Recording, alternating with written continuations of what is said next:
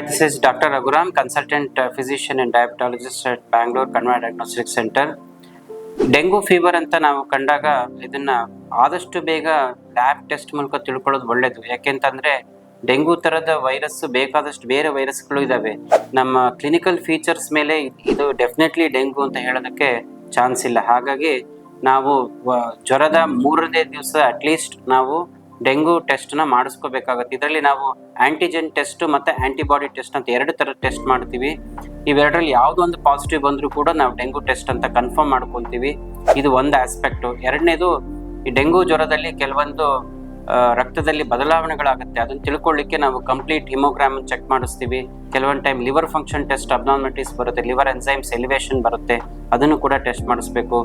ನಾವು ತಿಳ್ಕೊಳ್ಬೇಕಾಗಿದ್ದು sometimes coagulation ಪ್ಯಾರಾಮೀಟರ್ಸಲ್ಲೂ ಅಬ್ನಾರ್ಮಲಿಟಿ ಬರುತ್ತೆ, ಸಮ್ಟೈಮ್ಸ್ ಕಿಡ್ನಿ ಇಂಜುರಿ ಕೂಡ ಪ್ರೆಸೆಂಟ್ ಆಗ್ಬೋದು. ಸೊ ಇವೆಲ್ಲ ಬೇಸಿಕ್ ಟೆಸ್ಟ್ಗಳನ್ನು ಮಾಡಿಕೊಂಡ್ರೆ ನಾವು ಇದನ್ನು ಬೆಟರ್ ಮ್ಯಾನೇಜ್ ಮಾಡ್ಬೋದು. Thank you.